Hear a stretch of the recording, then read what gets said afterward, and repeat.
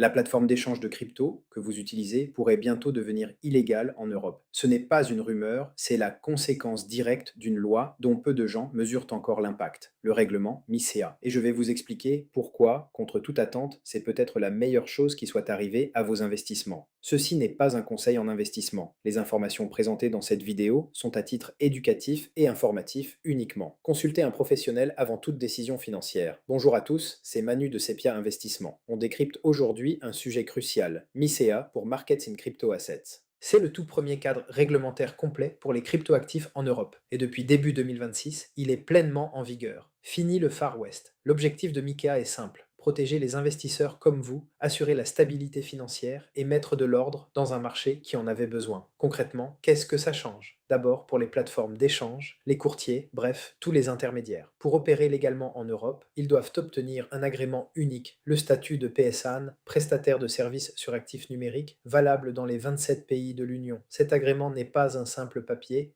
il impose des règles strictes similaires à celles des banques. Avoir des fonds propres suffisants, séparer clairement leurs fonds de ceux des clients pour éviter un scandale à la FTX et être transparent sur les frais. Surtout, ils deviennent responsables en cas de piratage. Le deuxième pilier, ce sont les stablecoins, ces cryptos censés valoir 1 euro ou 1 dollar.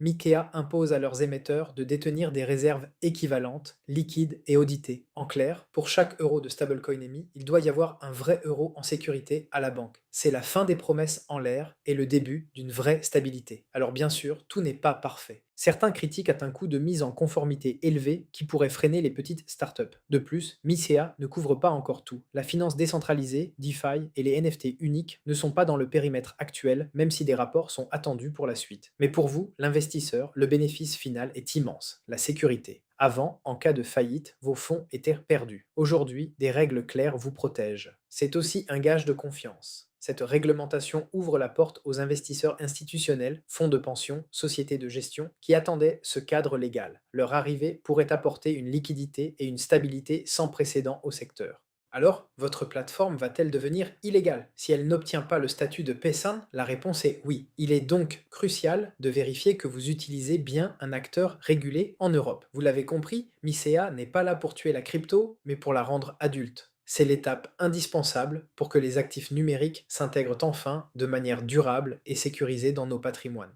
Si vous souhaitez être accompagné gratuitement et sans engagement pour intégrer ces nouvelles opportunités, je vous offre un rendez-vous en visio. Le lien est en description sur sepiaapp.fr pour rendez-vous. Déjà plus de 116 clients accompagnés, note Google 5 sur 5. Pensez à vous abonner et à liker cette vidéo si elle vous a été utile.